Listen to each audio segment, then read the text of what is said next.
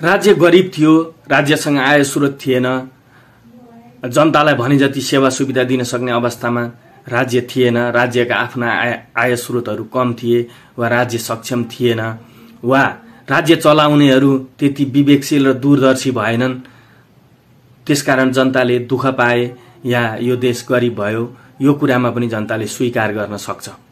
तर लोकतन्त्रमा सामाजिक न्याय भन्ने कुरो आर्थिक विकास भन्दा पनि ठूलो कुरो हो। सामाजिक न्याय र समान न्याय भन्ने कुरो चाहिँ लोकतन्त्रको अपरिहार्य वस्तु हो र सामाजिक न्याय र समान न्याय दिनका लागि बजेटको कमीले केही फरक पार्दैन, या राज्य गरिब हुनुसँग कुनै सम्बन्ध हुँदैन, या राज्य धनी हुनुसँग कुनै सरोकार हुँदैन भने जनतालाई सबैभन्दा चित्त नबुझ्ने पक्ष यही देखिएको छ। वास्तवमा राज्यले समान न्याय पनि दिएको छैन। तपाईलाई म दुईटा उदाहरण यसमा प्रस्तुत गर्छु। हालसालै पूर्व प्रधानमन्त्री तथा कमरेड माधव कुमार नेपाललाई अदालतमा मुद्दा पर्यो। उहाँका पक्षमा 120 जना वकिलहरू लाइन लागेर मुद्दा लड्नका लागि जानुभयो। म एउटा कुरा सोध्न चाहन्छु, हिजो जिउँदै इटाभट्टामा जलाइएको छोराको न्यायका लागि भिख माग्दै आएका अथवा न्यायको लागि हात पसार्दै आएका ती वृद्ध बाको पक्षमा बोल्न कतिजना वकिलहरूले नाम टिपाउनु भएको थियो? उनको पक्षमा कतिजना मूलधारका मिडियाहरूले उनलाई कभरेज गर्नुभयो अथवा उनलाई प्राथमिकता दिएर उनको न्यायका लागि लड्नुभयो? हेर्नुहोस्, यो देशमा वास्तवमा लोकतन्त्र छैन।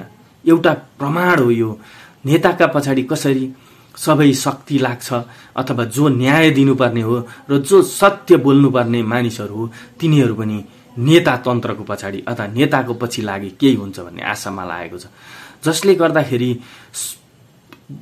गर्दा निम्न वर्ग अथवा जसको पहुँच नभएको वर्ग छ उसले न्याय पनि नपाउने अवस्था छ, उसका लागि कोही बोल्दिने अवस्था पनि छैन।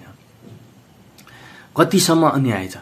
अर्को कुरो हेर्नुहोस्, मैले मुद्दा दिएकै होइन कसैका विरुद्ध भनेर उजुरीकर्ताले भन्दै पनि ऊ दोषी हो भनेर प्रमाणित नहुँदा पनि पूर्वपक्षमै बसिदिनुपर्छ अथवा जेलमै बसिदिनुपर्छ भने आफ्नाहरूले त्यही अपराध गरेकामा उनीहरूलाई बिहान खाना खुवाएर लगेर टाक्क टुक्क अड्डा अदालत मिलाएर बेलुकी ट्याक्क ससम्मान घरमा पुग्ने वातावरण बनाइन्छ।